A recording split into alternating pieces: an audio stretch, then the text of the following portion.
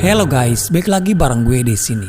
Ini adalah salah satu film horor paling menyeramkan yang pernah gue tonton. Sebagian dari kalian pasti sudah pernah nonton film ini. Film horor dengan rating ketakutan hampir mencapai 80%. Gue gak mau bercanda dalam soal cerita film horor, karena jujur untuk nonton film ini butuh nyali yang besar. Siapkan diri kalian, matikan lampu atau nonton di pojokan ruangan. Dan jangan lupa pakai headset kalian. Pada malam itu Loren yang akan bertugas piket di markas kepolisian. Ini adalah tugas pertama dia setelah Loren resmi diterima menjadi anggota kepolisian. Sebelum masuk, Loren sempat teleponan dengan ibunya. Sang ibu sebenarnya kurang setuju jika Loren kerja pada shift malam. Ibunya sangat khawatir dengan Loren karena di markas polisi yang sekarang Loren ditugaskan adalah tempat tragedi mengerikan pernah terjadi. Tapi Loren yang keras kepala meyakinkan sang ibu dan mengatakan semua akan baik-baik saja. I love you. Goodbye. Goodbye. Terlihat memang kantor polisi itu sangat sepi tanpa ada orang lain sama sekali di sana. Dari ruangan koridor, dia bertemu dengan officer yang bertugas pada malam itu. Namun dia yang terlihat sedang emosi tidak jelas. Officer itu lalu mendekati Loren dan mereka pun saling berkenalan. Dia yang bernama Cohen, salah satu petugas yang akan giliran jaga dengan Loren. Dari Cohen diketahui kalau sebenarnya ini adalah markas polisi lama. Sebagian perwira polisi lainnya sudah dipindahkan ke markas polisi yang baru. Dan sebelum markas yang baru siap ditempati, Loren diminta untuk sementara waktu piket di markas lama, yaitu markas yang sekarang Loren tempati. Ini juga adalah si paling terakhir markas lama yang ditempati.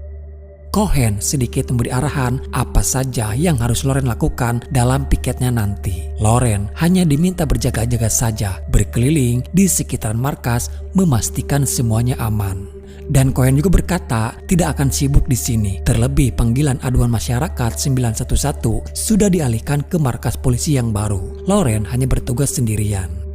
Dan bisa dipastikan Loren akan merasa kesepian selama dia jaga. Cohen juga memberitahukan kepada Loren kalau nanti pada jam 4 pagi akan datang petugas kebersihan yang akan membersihkan semua ruangan yang ada di sini dan memastikan Loren tidak pergi dan tetap terjaga. Jam menunjukkan tepat jam 8 malam. Semua terasa membosankan. Loren hanya berdiam diri sembari membaca-baca buku. Hingga mulailah terjadi beberapa kejadian. Lampu ruangan yang berkedip-kedip. Lalu tiba-tiba terdengar suara telepon berbunyi. Suara dari si penelepon terdengar seorang perempuan yang meminta pertolongan. Dia mengaku sedang terjebak. Dengan sigap, Loren pun mencoba untuk membantu dan menanyakan keberadaan perempuan tersebut. Tapi tak lama teleponnya yang terputus. Karena merasa ada yang aneh, Loren mencoba menghubungi kantor pusat. Apakah semua pengaduan masyarakat sudah dialihkan ke markas pusat? Karena dia tadi mendapatkan pengaduan dari seseorang. Operator yang dari pusat pun mengatakan kalau panggilan 911 sudah dialihkan ke markas pusat dan tidak mungkin ada orang lain menghubungi ke markas lama. Lalu si operator pusat akan memeriksa terlebih dahulu. Kemungkinan ada jaringan yang belum selesai dan akan mengabari Loren kembali. Suara-suara gaduh mulai terdengar di ruangan lain. Sampai pada saat itu, Loren belum berpikiran yang aneh-aneh. Dia hanya beranggapan mungkin itu Officer Cohen yang berada di dalam.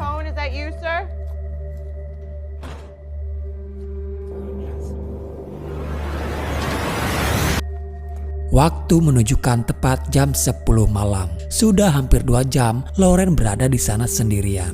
Saat dia berkeliling markas dan memeriksa keadaan di luar, namun saat dia akan kembali masuk, tiba-tiba terlihat sudah ada seseorang di dalam markas. Pria itu hanya berdiri terdiam membelakangi Loren. Insting Loren sebagai polisi mulai bekerja. Takut terjadi hal yang tadi inginkan, dia lalu dengan sigap mencoba akan mengamankannya. Namun ternyata dia hanyalah orang gila. Dengan sedikit agak keras, Loren mengusir pria gila itu keluar. Get out! Suara-suara aneh itu mulai terdengar kembali. Entah suara apa dan berasal dari mana, tapi Loren merasa seperti ada yang aneh. Suara gaduh terdengar kembali yang berasal dari kamar mandi. Dan saat dia memeriksa masuk,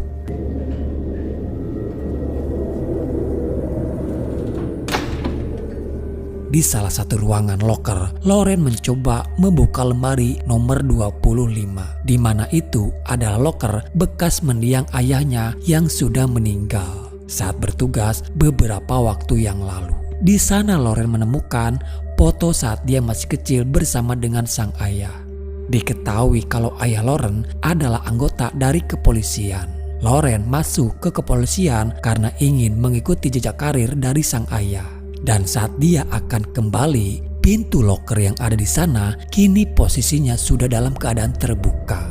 Padahal jelas-jelas saat dia datang pintu loker itu semuanya tertutup. Terdengar suara telepon berbunyi. Ternyata telepon dari perempuan itu kembali. Di sini Loren menanyakan siapa nama dan di mana lokasi keberadaannya. Dia mengaku bernama Monica Young. Dan dia berada di sebuah peternakan babi. Tidak begitu jelas lokasinya ada di mana, tapi terdengar Monica hanya menangis ketakutan, lalu teleponnya terputus kembali. Di saat bersamaan, telepon itu berbunyi kembali, dan yang menghubungi Loren adalah petugas dari markas pusat. Mereka hanya memberitahukan kepada Loren jika nanti ada telepon pengaduan lagi, Loren diminta untuk si penelepon dialihkan saja ke markas pusat. Beberapa saat kemudian, lemari besi yang ada di belakang Loren tiba-tiba tertutup dengan sendirinya. Beberapa keanehan yang terjadi belum menyadarkan Loren kalau semua itu adalah gangguan dari roh jahat yang gentayangan. Sebagai seorang polisi, tentu saja Loren terlatih untuk berpikiran logis, mencari sebab dan akibat. Semakin menuju pada tengah malam, suara-suara gaduh mulai sering terdengar. Yang Loren takutkan hanyalah seseorang yang mencoba masuk ke markas. Loren sama sekali tidak berpikiran itu semua adalah gangguan dari roh jahat. Dan kini terdengar ada suara nyanyian anak kecil diiringi lampu yang tiba-tiba saja mati.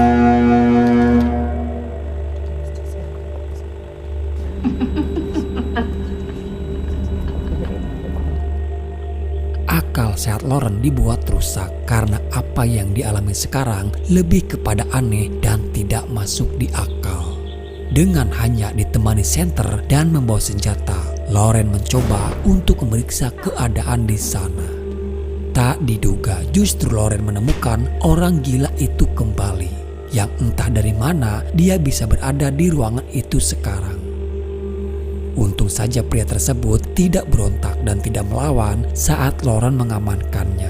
Loren lalu memasukkan si pria ke dalam sebuah sel tahanan. Tak habis pikir justru sekarang pintu sel itu malah tertutup dan terkunci dengan sendirinya. Ditambah lagi lampu di ruangan itu mati. Suara-suara aneh yang terdengar sangat mengganggu Loren. Loren masih berpikiran kalau di sana ada orang lain yang sengaja iseng kepadanya.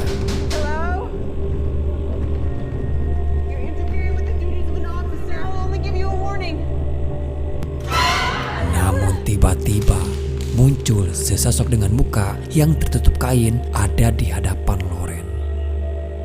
Dia yang terkaget justru malah kehilangan lampu senternya. Dari suara erengan napasnya terdengar hanya ada Loren dengan si pria gila. Lalu lampu senter itu menyala kembali yang diarahkan kepada Loren. Loren meminta kepada si pria untuk mengembalikan senternya. Lampu senter berpindah diarahkan ke pojokan ruangan. Betapa terkejutnya dia karena ternyata si pria yang dari tadi berada di sana. Yang jadi pertanyaan, lalu itu siapa yang memegang lampu senternya? Loren tidak bisa melihat siapa yang ada di balik senter karena ruangannya yang begitu sangat gelap. Answer me! Suara bisikan terdengar dan seperti suara dari seorang perempuan. Mimin tahu begitu sangat ketakutannya Loren pada saat ini. Tapi dia masih berusaha untuk tenang dan mencoba mengendalikan diri agar rasa takut tidak membuat dia malah celaka. Suara bisikan itu terdengar mengancam yang akan melukai Loren.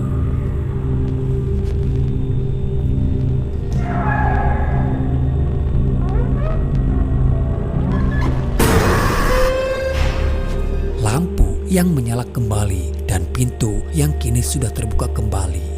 Nyali Loren dibuat ciut tak berdaya dengan gangguan-gangguan aneh yang terjadi. Dia terus berulang-ulang mengucapkan slogan janjinya sebagai perwira polisi, yaitu untuk selalu berani dalam kondisi apapun dan terus menjaga keselamatan masyarakat banyak. Loren masih mencoba berpikiran logis walaupun yang terjadi sebenarnya sudah tidak masuk di akal.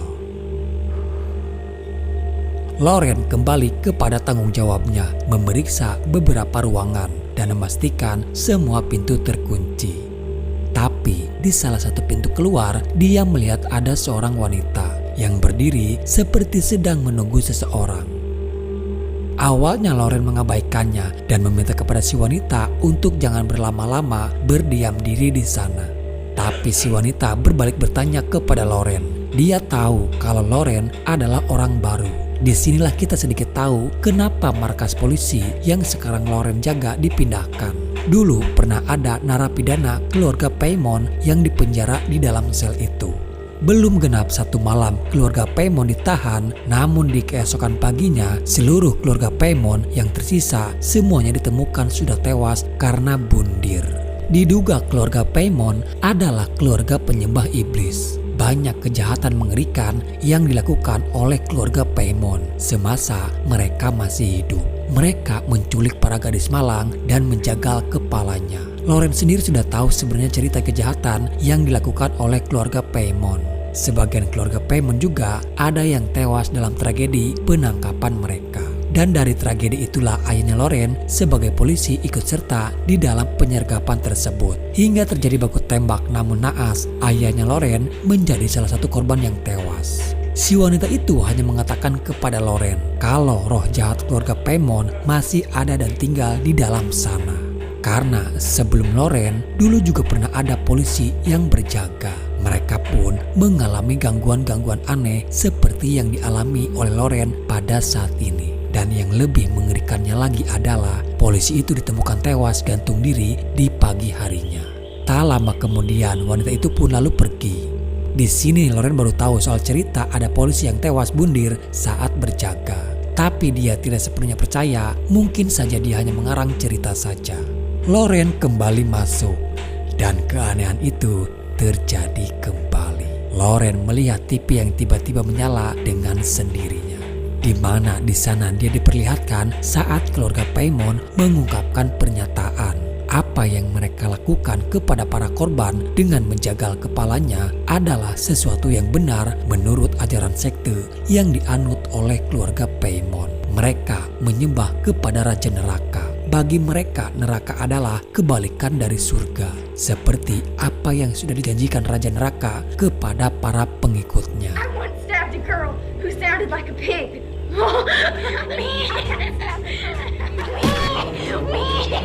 Lalu tiba-tiba kursi yang ada di ruangan itu bergerak dan menghampiri Loren.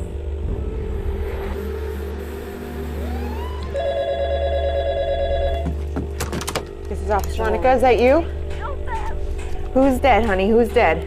Can't do anything for you over here. I need you to hang up. Dia kembali menghubungi markas pusat untuk menangani Monica yang tadi menghubunginya meminta pertolongan. Loren memberitahukan namanya adalah Monica, usia 17 tahun. Namun di sini Loren masih belum mendapatkan di mana lokasi keberadaan Monica.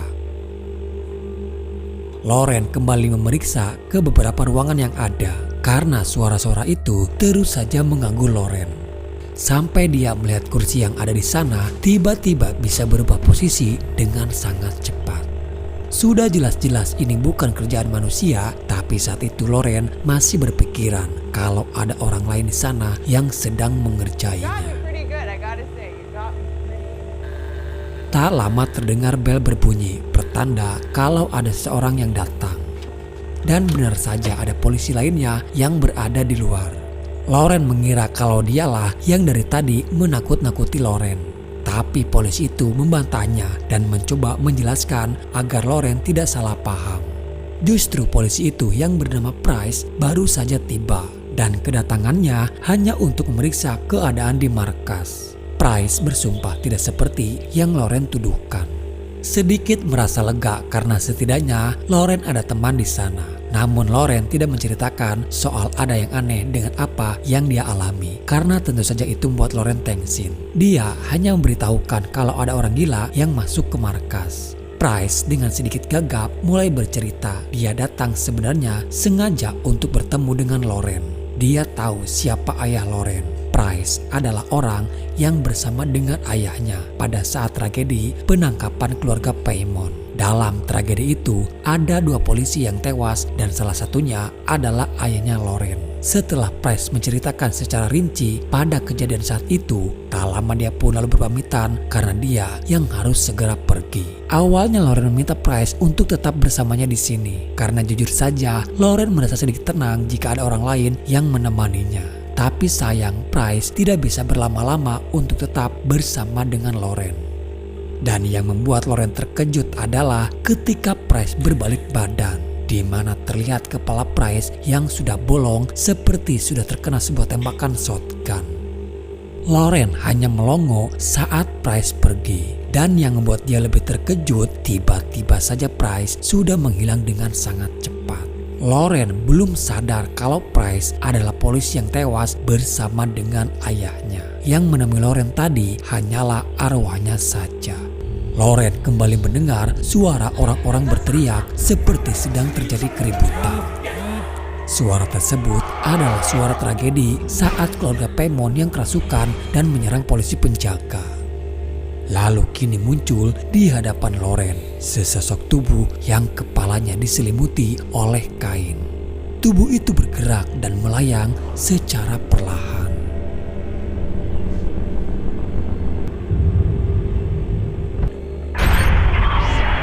Loren sudah mulai dibuat gila dengan apa yang dia alami. Calm down, calm down, calm down.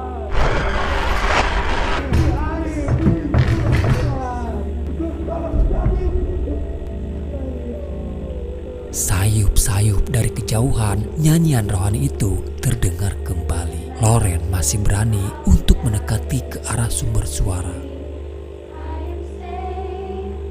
Dia yang lagi-lagi diperlihatkan para gadis berkumpul menyanyikan lagu rohani tersebut. Namun beda yang dicermin dengan muka mereka pada saat berbalik melihat ke arah Loren.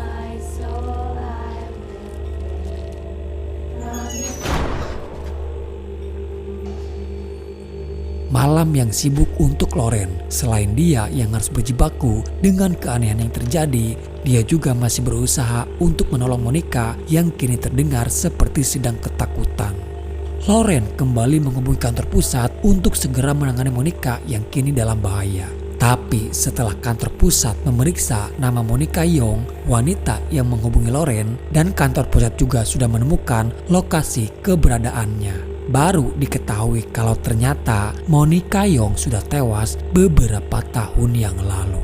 Operator juga mengatakan kalau Monica Young adalah korban terakhir dari pembantaian yang dilakukan oleh keluarga Paymon. Loren semakin tidak mengerti. Lalu tadi siapa wanita yang mengaku dirinya adalah Monica Young? Lalu di sini operator yang dari pusat itu pun mulai bercerita apa yang sebenarnya terjadi dan meminta kepada Loren untuk merahasiakannya. Sebenarnya alasan gedung markas dipindahkan bukan karena gedung yang sudah tua. Keluarga Paymon tidak terbunuh di lokasi kejadian perkara seperti yang dikabarkan oleh berita di televisi. Ketiga keluarga Paymon yang tersisa tewas gantung diri di ruangan tahanan. Dan setelah itu banyak keanehan-keanehan yang terjadi. Seperti lampu yang tiba-tiba mati, hilangnya beberapa barang bukti, dan penampakan tidak masuk di akal. Para polisi yang dulu bertugas di markas lama sudah tidak tahan lagi dengan suara jeritan para tahanan yang ketakutan di dalam selnya. Hingga akhirnya atasan mereka memutuskan untuk memindahkan markas ke tempat yang baru. Di saat bersamaan, terlihat kini sebuah foto yang terjatuh ke lantai. Foto itu adalah foto ayahnya ketika dia tewas. Tak jauh dari sana, dia juga menemukan ada foto korban lainnya. Awalnya terlihat hanya ada beberapa foto di sana. Dan baru saja Loren menutup mata, betapa mengejutkannya. Foto itu kini sudah berserakan hampir menutupi seluruh lantai ruangan. Dan inilah puncak di mana gangguan itu semakin nyata menghampiri Loren. Loren benar-benar dibuat gila hingga dia tak sadarkan diri.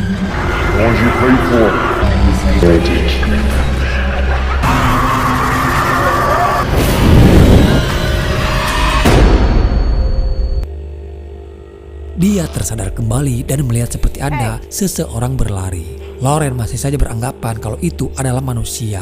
Dia mengejarnya, namun tiba-tiba Loren dibawa ke ruangan interogasi. Seorang wanita yang tidak Loren kenal dengan membawa senjata. Antara percaya dan tidak, Loren tidak sepenuhnya yakin dengan apa yang sekarang ada di hadapannya itu nyata. Loren berusaha untuk tidak terjebak oleh kelakuan dari roh jahat itu yang mencoba memanipulasi dirinya. Tanpa aba-aba dan dengan mudah pistol yang ditembakkan, Loren tahu apa yang dilihatnya itu tidaklah nyata. Telepon berbunyi kembali. Loren lalu segera mengangkatnya. Ternyata itu Monica yang kembali menghubunginya. Tapi di sini Loren sudah tidak peduli lagi. Dia tahu kalau Monica sudah tewas. Mendengar Loren yang mengetahui Monica sudah tewas, suara tangisan Monica berubah menjadi suara tertawa puas.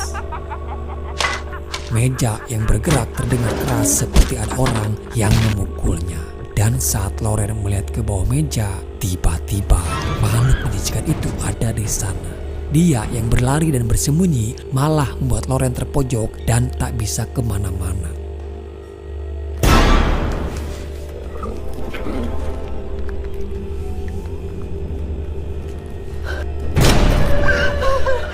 Loren yang tak kuat betapa mengerikannya wajah setan itu. Tapi beberapa saat kemudian penampakan itu menghilang. Tidak membawa kesempatan, Loren lalu berlari untuk keluar dari markas. Namun sialnya pintu yang kini malah terkunci dan tidak bisa dibuka. Walaupun Loren sudah menembaki kaca pintu, namun anehnya peluru itu pun sama sekali tidak bisa menembusnya. Di tengah kebuntuan dan tidak keberdayaan, Loren mendapati telepon dari nomor ayahnya. Loren masih saja percaya kalau telepon itu dari ayahnya yang sudah meninggal. Di sini akal sehat Loren sudah tidak lagi berfungsi, guys.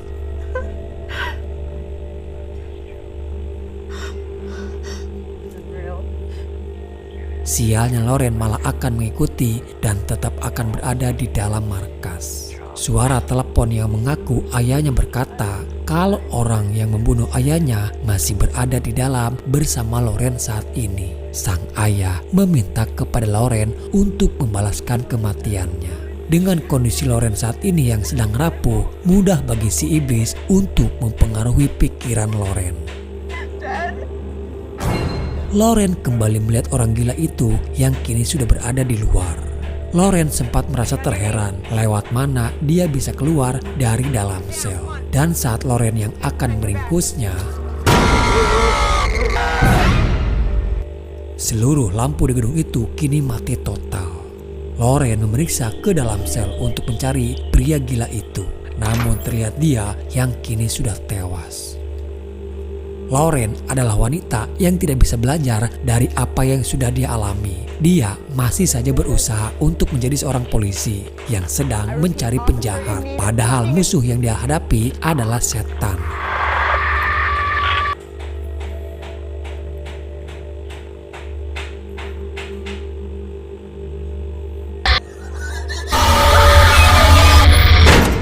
Kini dia diperlihatkan ketiga saudara yang tersisa dari keluarga Paimon, di mana saat mereka melakukan bunuh bersama di ruangan tahanan.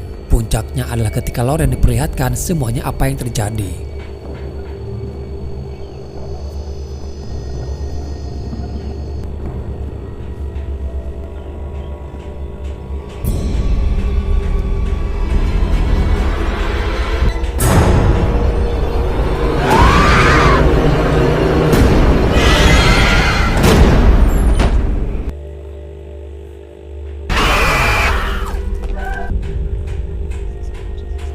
dia mendengar seperti ada orang lain yang mencoba masuk ke markas. Loren yang sudah terdoktrin oleh si iblis, dia masih saja beranggapan semuanya ini normal dan menembaki orang tersebut yang dia kira mereka adalah orang-orang yang dulu membunuh ayahnya. Dari apa yang dilihat Loren, mereka mencoba melawan hingga Loren tak segan-segan menembakinya.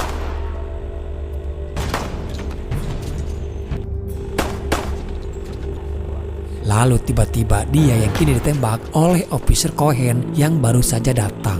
Dan di saat itulah Loren baru tersadar kalau yang dia tembaki adalah orang-orang dari petugas kebersihan yang sebelumnya mereka sudah janjian akan datang pada jam 4 pagi. Beda apa yang dilihat oleh Loren dengan kenyataan yang sebenarnya. Kini Loren mulai bertingkah aneh sekarang. Dia menyanyikan lagu rohani yang sebelumnya pernah dinyanyikan juga oleh keluarga Paimon. Tapi di akhir film kita diperlihatkan kalau ketiga keluarga Paimon ternyata masih hidup. Lalu mereka menutup wajah Loren dengan sebuah kain. Di sini terungkaplah fakta guys, kalau Officer Cohen adalah salah satu bagian dari anggota sekte.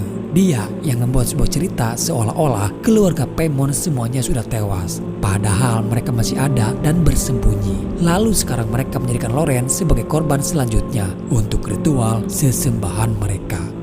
Sebelumnya Loren juga sempat menghubungi Officer Cohen dan mengeluhkan dengan keanehan-keanehan yang dia alami. Namun Officer Cohen tetap memaksakan agar Loren bertahan di gedung ini sampai waktu fajar tiba. Karena itu semua sudah menjadi bagian dari rencana Cohen bersama keluarga Paimon. Dan di sini Cohen dibantu oleh tangan jahat si iblis. Dengan penampakan-penampakan yang terjadi hingga membuat kondisi mental Loren menjadi lemah. Dan Loren bisa dengan mudah untuk dipengaruhi.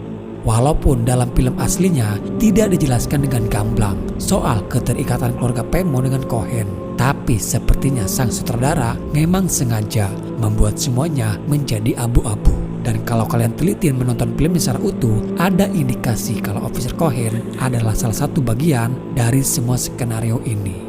Oke guys, jadi itulah alur cerita filmnya.